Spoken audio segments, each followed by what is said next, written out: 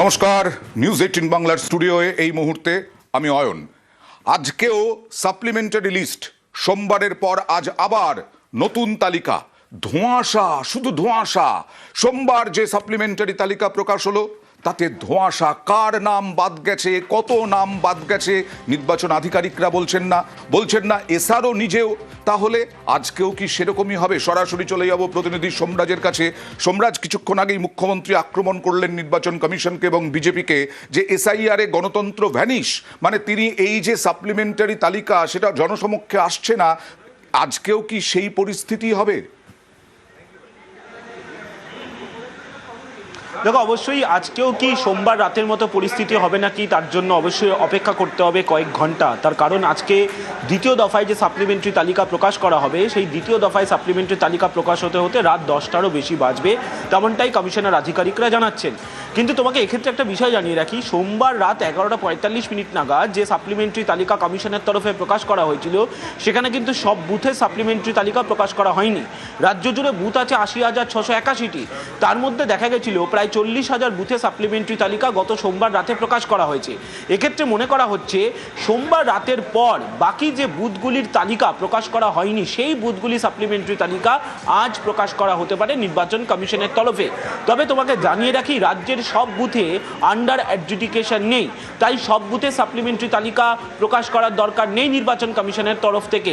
যে বুথগুলিতে under adjudication রয়েছে সেই বুথগুলিরই সাপ্লিমেন্টারি তালিকা প্রকাশ করা হবে। সেক্ষেত্রে আজ বিকেল 5টার সময় কলকাতা হাইকোর্টে বৈঠক করতে যাবেন রাজ্যের মুখ্য নির্বাচনী আধিকারিক এবং রাজ্যের নির্বাচন কমিশনের দ্বারা নিযুক্ত স্পেশাল অবজারভার। ফলত সেই জায়গায় দাঁড়িয়ে মনে করা হচ্ছে আজকে যদি রাজ্যের সব বুথের সাপ্লিমেন্টারি তালিকা প্রকাশ করা হয়ে যায়, তাহলে নির্বাচন কমিশনের তরফে একটা নির্দিষ্ট পরিসংখ্যান দেওয়া সম্ভব।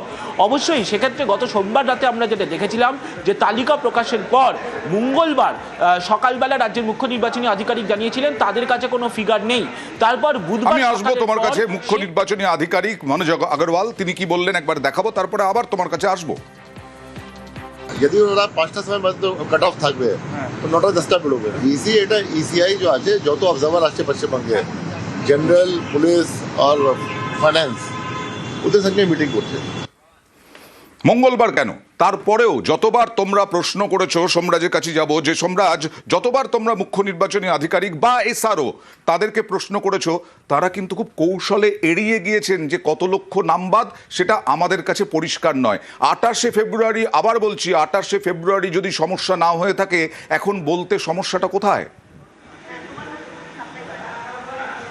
দেখো, নির্বাচন কমিশনের তরফে একটা বিষয় বলা হচ্ছে, যেহেতু কলকাতা হাইকোর্টের তরফে গোটা কাজটা করছেন জুডিশিয়াল অফিসাররা, তাই গোটা তালিকা কলকাতা হাইকোর্টের কাছেই থাকবে। নির্বাচন কমিশনকে শুধুমাত্র বুথ ভিত্তিক সাপ্লিমেন্টারি তালিকা পাঠিয়ে দেওয়া হচ্ছে, সেটা শুধু তারা আপলোড করে নিচ্ছেন। তাদের কাছে নির্দিষ্ট কোনো পরিসংখ্যান নেই, এই যুক্তি নির্বাচন কমিশনের তরফে দেওয়া হচ্ছে এবং এই যুক্তি দেখিয়েই নির্বাচন কমিশনের তরফে নির্দিষ্ট কোনো পরিসংখ্যান প্রকাশ করা হচ্ছে না। সোমবার রাত 11:45 নাগাদ সাপ্লিমেন্টারি তালিকা প্রথম দফায় প্রকাশ করা হলেও তুমি দেখেছো নির্বাচন কমিশনের তরফে কোনো প্রেস বিজ্ঞপ্তি দেওয়া হয়নি, অর্থাৎ আনুষ্ঠানিকভাবে কোনো বিবৃতি দেওয়া হয়নি। এমনকি আজকেও যে সাপ্লিমেন্টারি তালিকা প্রকাশ হতে রাত 10টা বেজে যাবে, সেটা দেখার যে কোনো বিবৃতি নির্বাচন কমিশনের তরফে সাপ্লিমেন্টারি তালিকা নিয়ে দেওয়া হয় নাকি। শুধুমাত্র সাপ্লিমেন্টারি তালিকার প্রকাশ কখন হবে সেই সংখ্যক বিবৃতি দেওয়া হচ্ছে। আর জানিয়ে সংশয় তৈরি হচ্ছে, তাহলে কত সংখ্যক অভিযোগের নিষ্পত্তির কথা জাতীয় নির্বাচন কমিশন আনুষ্ঠানিকভাবে বলছে।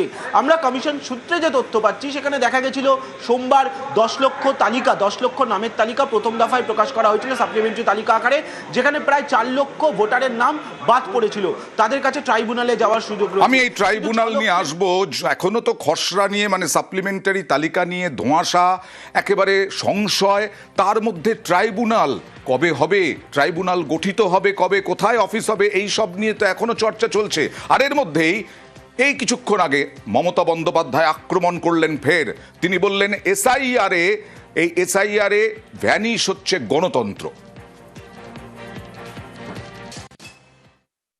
সব বাদ দিয়েছে, এখনো পর্যন্ত লিস্ট বের করেনি। আমার কথা হচ্ছে, সুপ্রিম কোর্ট বলেছিল লিস্ট বের করতে। ফার্স্ট সাপ্লিমেন্টারি লিস্ট আমরা কেউ এখনো পাইনি, পাবলিক ডোমেনেও আসেনি। এর থেকে বেশি গণতন্ত্র হত্যা আনফরচুনেট ফর ডেমোক্রেসি হতে পারেন না। কবে বেরোনোর কথা ছিল লিস্ট? সুপ্রিম কোর্ট কবে ভার্ডিক্ট দিয়েছিল? 28শে ফেব্রুয়ারি লাস্ট লিস্ট বেরিয়েছিল।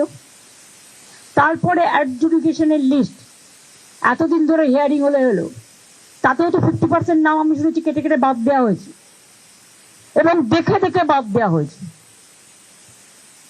আমি শুনেছি সুতির একটা ব্লকে লোকই আছে মনে হয় 500, একটা বুথে 400 বাদ।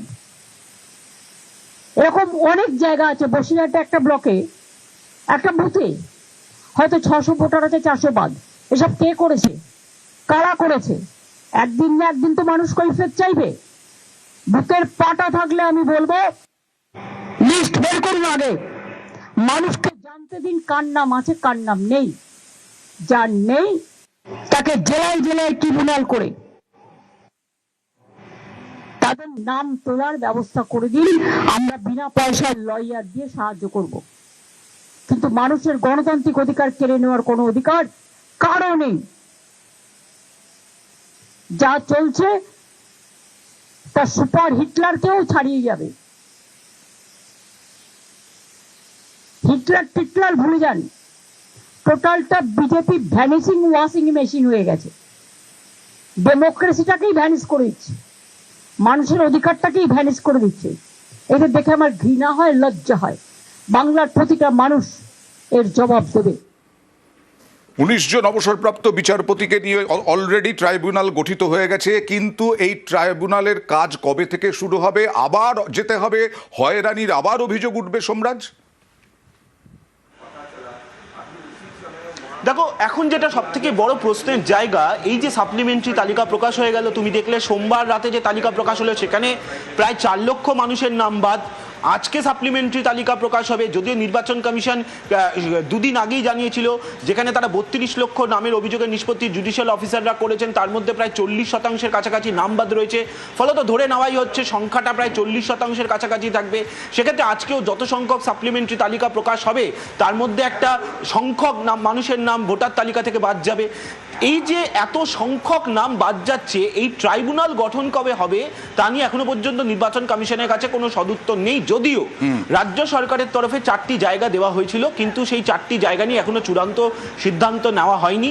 যেটা কমিশন সূত্রে জানা যাচ্ছে, আজকে নিউ টাউনের জুডিশিয়াল একাডেমিতে কলকাতা হাইকোর্টের আধিকারিকরা যাবেন পরিদর্শনে, এবং সেক্ষেত্রে জুডিশিয়াল একাডেমিতে কতগুলি ট্রাইব্যুনাল গঠন হবে। তুমি জানো জেলাভিত্তিক ট্রাইব্যুনাল ইতিমধ্যে গঠন করা হয়েছে, কিন্তু এই যে 19 জন প্রাক্তন বিচারপতিকে মাথায় রেখে যে ট্রাইব্যুনাল গঠন করা হয়েছে, এর মধ্যে কতগুলি ট্রাইব্যুনাল এই নিউ টাউনের জুডিশিয়াল একাডেমিতে হবে সেটা সম্ভবত আজকে চূড়ান্ত হয়ে যাবে মনে করা হচ্ছে। এবং আজকে যে বিকেল 5টা থেকে কলকাতা হাইকোর্টে বৈঠক রয়েছে, সেই বৈঠকের পর মনে করা হচ্ছে এই ট্রাইব্যুনালের কাজ কবে থেকে শুরু হবে সেই বিষয়ে একটা স্পষ্ট ধারণা পাওয়া যেতে পারে।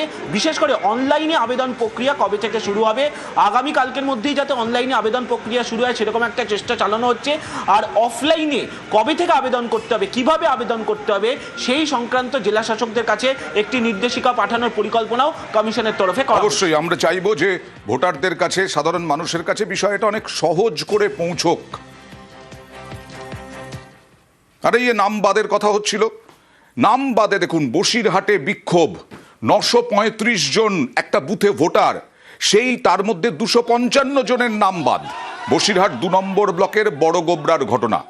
কমিশনের বিরুদ্ধে ষড়যন্ত্রের অভিযোগ গ্রামবাসীদের।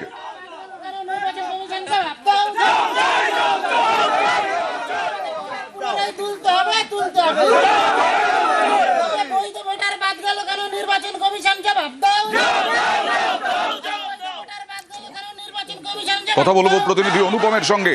অনুপম, এই যে 255 জন যারা বলছেন নাম তুলতে হবে, তাদের কাছে কি নথিপত্র সমস্ত কিছু ঠিকঠাক ছিল? তাদের কি দাবি? দেখো, এই যে 255 জনের যে নাম ভোটার লিস্ট থেকে বাদ গেছে, এদের যেটা দাবি যে এরা সঠিকভাবে ইলেকশন কমিশনের যে যে নথিপত্র দাবি করেছিল সেই সব নথিপত্র সবকিছুই তারা দাখিল করেছিল, এমনকি তাদের বাবা মায়ের এমনকি পূর্বপুরুষের যেসব নথি সেই সবগুলো তারা দাখিল করেছে, কিন্তু তারপরেও এই 255 জনের নাম বাদ চলে গেছে। তাহলে বিএলও কি করছিলেন? দেখো এই নিয়ে যখন এলাকার মানুষ বিএলওতে যখন ধরলো তখন বিএলও নিজেও কিন্তু স্বীকার করেছে যে তিনি যা যা প্রয়োজনীয় কাগজপত্র সবার সেই সব কাগজপত্রগুলো তিনি জমা দিয়েছেন, কিন্তু তারপরেও 255 জনের নাম কি করে বাদ গেছে সেটা তিনি নিজেও জানেন না। এমনকি তিনি এটাও বলছেন যে এই যে 255 জনের যে চোখের জল সেটাও তিনি দেখতে পাচ্ছেন না, এতটাই তার কষ্ট হচ্ছে। এলাকার মানুষ খুবই ফেটে পড়েছে এই 255 জনের নাম বাদ যাওয়ায়। এরপর তারা বিএলও ইআরও থেকে শুরু করে ইলেকশন দপ্তরের কাছে বিভিন্ন জায়গায় তারা ঘুরেছে, কিন্তু কোন রকম সদুত্তর তারা না পেয়ে অবশেষে তারা এই বিক্ষোভে সামিল হলো। তাদেরকে তাদের অবিলম্বে তাদের নাম তুলতে হবে, আর না হলে তারা আরো বৃহত্তর আন্দোলনের নাম খুব স্বাভাবিক। 255 জন যারা বারবার দাবি করছেন, বিএলও পর্যন্ত দাবি করছেন যে যথাযথ নথি জমা দিয়েছিলেন তারা, তারপরে কোথায় যাবেন এরা? 255 জনের নাম ডিলিট হয়ে গেছে। 255 জনে এখানকার বৈধ নাগরিক। এই বৈধ নাগরিকের নামটা কাটা গেল কেন? নির্বাচন কমিশনের কাছে আমরা জবাব চাইছি। প্লাস আমাদের নামটা পুনরায় যেন তুলতে পারে, আমরা 2026-এর নির্বাচনটা যেন দিতে পারি। সব ডকুমেন্ট দিয়েছি, মাধ্যমিকের অ্যাডমিট দিয়েছি, জন্ম সার্টিফিকেট দিয়েছি, তারপরেও আমাদের নামটা কাটা গিয়েছে। নির্বাচন কমিশনের এই জবাব দিতে হবে আর আমাদের নামটা পুনরায় তুলতে হবে। আমরা প্রচুর আতঙ্কে আছি, কারণ আমরা কি করবো আমরা কিছুই বুঝতে পারছি না। পুরো গ্রাম এখন আতঙ্কে আছে।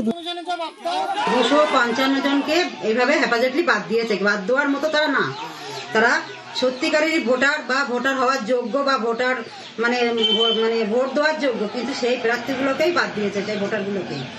আর একটা কথা বলছি যে এদের যেই বাদ দিয়েছে সেসব দেখলে নিজেরই কষ্ট হচ্ছে। আমি নিজেই কি করে তাদের সামনে যাবো এটাই আমি ভেবে পাচ্ছি না। এর জন্য দায়ী নির্বাচন কমিশন দায়ী। বাগদার বুথে মতুয়ার নাম বাদ, একটা বুথে 45 জন, একটা বুথে 45 জন বিচারাধীন। ভোটার মতুয়া 43 জন বিচারাধীন, 42 জনেরই নাম বাদ, এরকমটাই অভিযোগ।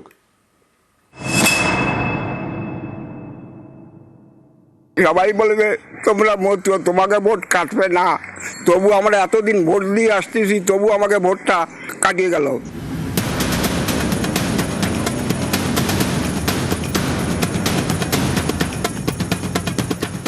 উত্তর 24 পরগনায় বাগদা বিধানসভা আসন। এখানকার হেলেঞ্চার 133 নম্বর বুথে বেশিরভাগ ভোটারই মতুয়া। সাপ্লিমেন্টারি লিস্ট প্রকাশের পর তাদের অনেকেই চিন্তায়, কারণ 43 জন বিচারাধীনের মধ্যে 42 জনেরই নাম বাদ গিয়েছে বলে অভিযোগ। সবাই বলবে তোমরা মতুয়া, তোমাকে ভোট কাটবে না, তবু আমরা এতদিন ভোট দিয়ে আসতেছি, তবু আমাকে ভোটটা কাটিয়ে গেল। আমাদের পরিবারে 2 জন বিচারাধীন ছিলাম, আমি আমার শ্বশুর। দুজনেই ভোট কেটে দিয়েছে? হ্যাঁ, দুজনের ভোটই কেটে দিয়েছে। আমার শ্বশুর 1964 সালে বাংলাদেশ থেকে ইন্ডিয়ায় এসছে, সেইখানকার সময়ের বর্ডার স্লিপ আছে। 88 সালে জমির দলিল আছে, সেটাও দেখিয়েছি, তাও ভোটটা কেটে গিয়েছে।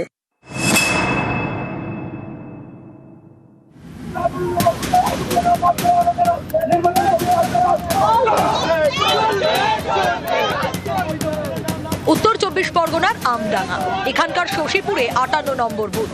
অভিযোগ, এই বুথের 241 জন বিচারাধীনের মধ্যে 136 জনের নাম বাদ গিয়েছে।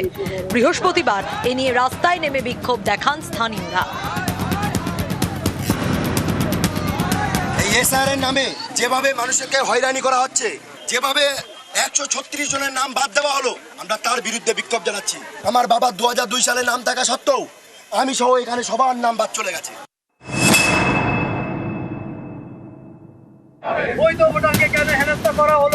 উত্তর 24 পরগনার হারোয়া, এখানকার 154 নম্বর বুথে ভোটার সংখ্যা 1138। অভিযোগ, সাপ্লিমেন্টারি লিস্টে 108 জনের নাম বাদ গিয়েছে। সেই 13টা ডকুমেন্টসের মধ্যে ম্যাক্সিমাম মানুষেরই ডকুমেন্টস রয়েছে, তার সত্ত্বেও তাদেরকে কেন বাদ দেওয়া হলো? এবং এর সুনির্দিষ্ট উত্তর আমাদের বিএলও, এআরও, বিডিও কেউই তার জবাব দিতে পারছে না। আমাদের আন্দোলন ছাড়া দ্বিতীয় কোনো পথ নেই। নির্দিষ্ট ডকুমেন্টস থাকা সত্ত্বেও তাদের নাম বাদ গিয়েছে।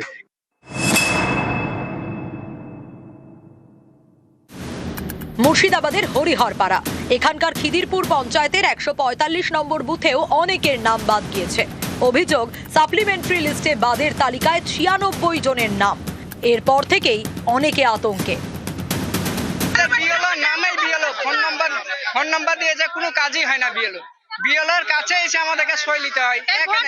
বিএলওর মানে বাড়ি বাড়ি যাবে, তারা বাড়ি বাড়ি দিয়ে সই নিবে বিএলও, তা না করে আমাদেরকে বিএলওকে খুঁজিয়ে বিএলওর কাছে আসতে হয়েছে আমাদের সই নিতে।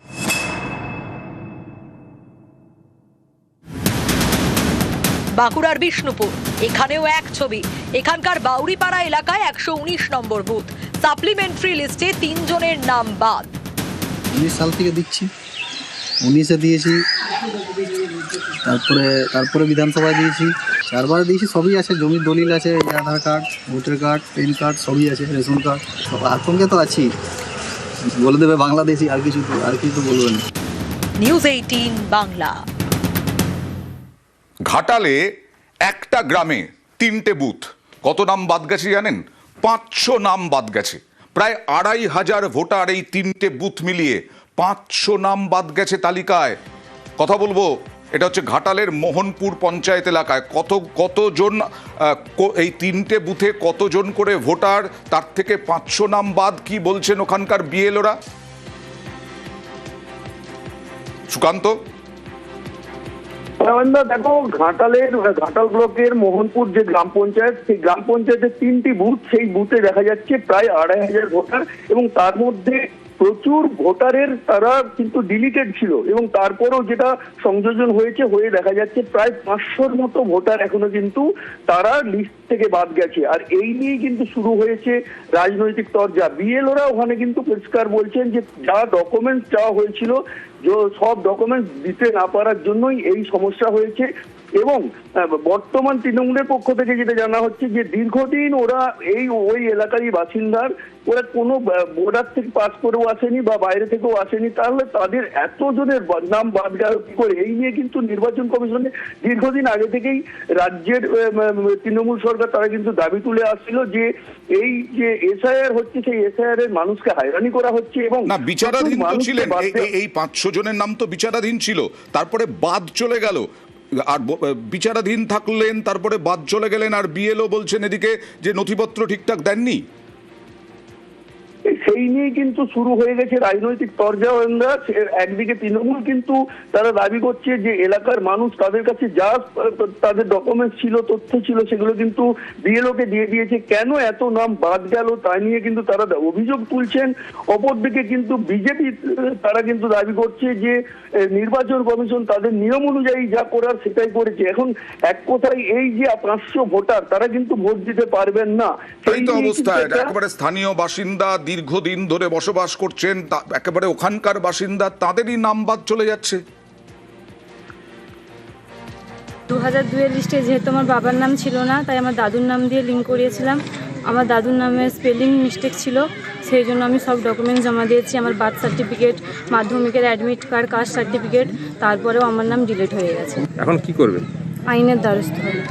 হ্যাঁ, আমাকে ডাকা হয়েছিল মানে ভোটারের জন্য, কিন্তু আমার বাবার নাম বলা হয়েছে এআইতে টেকনোলজিতে। আমার বাবার নাম শেখ ফজলুর রহমান আছে, এআই দেখানো হচ্ছে এ রহমান। তো সেক্ষেত্রে আমি সমস্ত আমার জন্ম সার্টিফিকেট থেকে এবং হচ্ছে মাধ্যমিক, উচ্চ মাধ্যমিক, গ্র্যাজুয়েশন অনার্স দিয়েছিলাম, Aadhaar card, voter card, PAN card, driving licence, তারপরে আমার নাম ডিলিট করা। আইনের দ্বারস্থ হয়েছে, ট্রাইব্যুনালে অলরেডি অ্যাপিল করে দিয়েছি। এবার কি ব্যাংকের কাজ কিভাবে হবে, এই নিয়েই তো চিন্তা।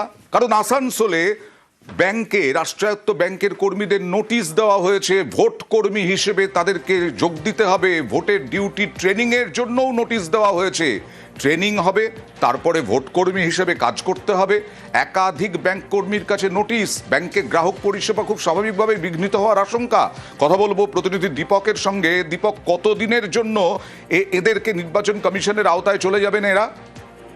দেখো, ইতিমধ্যে নোটিশ পাওয়া শুরু হয়েছে, এবং যে নোটিশ পাওয়ার সংখ্যা হচ্ছে তা কিন্তু 70% বেশি ছাড়িয়ে গেছে। কারণ হচ্ছে ব্যাংকে যতজন কর্মী আছেন তাতে 70% তার একেবারে 70%। কোন ব্যাংকে আবার শাখায় দেখা যাচ্ছে কি 80% কর্মীদেরকে নির্বাচনের কাজের জন্য নোটিশ পাঠানো হয়েছে। তারা নির্বাচনের কাজে ব্যস্ত থাকবেন এবং তাদেরকে ট্রেনিং এর নোটিশ ইতিমধ্যে তারা পাওয়া শুরু করেছে। আমরা যে রাষ্ট্রায়ত্ত ব্যাংকের শাখার কথা বলছি, তার 42টি শাখা রয়েছে। রিজনাল অফিসের আন্ডারে 42টি শাখা রয়েছে, যার কর্মী সংখ্যা প্রায় 500-র মধ্যে যদি 70% কর্মীকে তুলে নেয় নির্বাচন কমিশন নির্বাচনী কাজে কাজের জন্য, তাইলে স্বাভাবিকভাবে সাধারণ মানুষ সমস্যায় পড়বে। যে ব্যাংকে পরিষেবা পাওয়ার কথা সেই পরিষেবা পাবে না তারা, এই আশঙ্কাই করছে। 2021-এ 2024-এ নির্বাচন দেখেছি ব্যাংকের কর্মীরা জানাচ্ছেন কি এই পরিমাণ কর্মী কোনো নির্বাচনে তোলা হয়নি ব্যাংকের পক্ষ স্বাভাবিক, থেকে। কারণ কয়েকটা দিনের জন্য তারা ব্যস্ত হয়ে যাবেন ভোটের কাজে। আমাদের মতন সাধারণ মানুষরা প্রচুর অসুবিধার মধ্যে পড়ে যাব, পরিষেবাই পাবো না। কর্মী না থাকলে পরিষেবা পাবো কি করে? তো লাগবে নির্বাচনে, কিন্তু সেইভাবে যাতে ব্যাংকও চলে, গ্রাহকদের যাতে পরিষেবা অসুবিধা না হয় সেইভাবে মানুষ তুলুক, এমপ্লয়ীদের তুলুক। আমাদের পরিষেবা প্রায় বন্ধই হয়ে যাবে। এখন আমি ব্যাংকে গেছিলাম বলে সবাই ইলেকশন ডিউটিতেই আছে। ব্যাংক, এলআইসি এদের সব ইলেকশন ডিউটিতে নেওয়াতে সাধারণ মানুষের অসুবিধা প্রচণ্ড হবে। আমরা চাইছি যাতে আমাদের পরিষেবাটা চালু থাকে। আমরা রিটায়ার্ড লোক, আমাদের পেনশন আছে, আছে, এই সবগুলো যেন আমাদের চালু থাকে। একটা মহকুমা হাসপাতালে কতজন স্টাফ থাকে? হলদিয়া মহকুমা হাসপাতালের কথা বলছি, সব মিলিয়ে টেকনিক্যাল স্টাফ মিলিয়ে 50 জন, তার মধ্যে 17 জনকেই ভোটের ডিউটিতে তলব।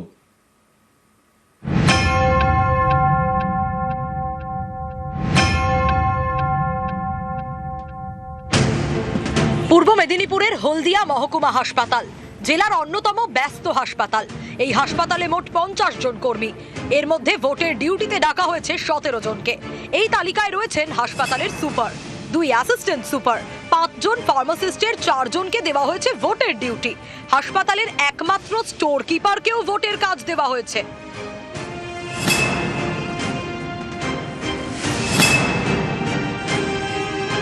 আমাদের প্রায় 17 জনের এসছে। তাতে কার কার নাম রয়েছে? তাতে তো আমার সুপারিনটেন্ডেন্ট রয়েছে, অ্যাসিস্ট্যান্ট সুপার আছে, আমাদের ফার্মাসিস্ট আছে, গ্রুপ ডি আছে, আমাদের কি ক্লারিক্যাল ডিভিশনে আছে, আর 2 জন কন্ট্রাকচুয়াল স্টাফেরও আছে। আমরা তো পুরো হসপিটালের নাম পাঠাই, আমরা কত এমপ্লয়ি আছে আমাদের পুরো নামটাই আমরা পাঠিয়ে দিই, তারপরে ওনারা বিবেচনা করে পাঠান কাকে দেবেন কাকে না, এরকম। সুপার, অ্যাসিস্ট্যান্ট সুপার সহ 17 জন ভোটের কাজে চলে গেলে মহকুমা হাসপাতাল চলবে কিভাবে মিলবে স্বাস্থ্য পরিষেবা? এই প্রশ্ন অনেকেরই। অসুবিধা হলে কোনো মানুষের কোনো কিছু হলে জানাবে কাকে? সুপারগুলো থাকা প্রয়োজন আছে, না হলে কি করে বলবো? ব্যবহার তো হবে, যদি পরিষেবা যদি না পাই এখানে হসপিটালের লোক আসবে কিছু জন্য, এদিক সবাইকে যদি এখান থেকে তুলে নেয় তাহলে এখানে পরিষেবা দেবে কি? এতগুলো মায়েরা আছে, মায়েদের তো পরিষেবা দেওয়ার প্রয়োজন আছে। এই একই নোটিশ এর আগে পায় আরামবাগ মেডিকেল। ভোটের ডিউটিতে ডাকা হয় সেখানকার 34 জন ডাক্তারকে। জেলা শাসকের দ্বারস্থ হয় কর্তৃপক্ষ। জল ঘোলার পর নোটিশ প্রত্যাহার করে নেয় নির্বাচন কমিশন। এবার কমিশনের চিঠি হলদিয়া মহকুমা হাসপাতালে।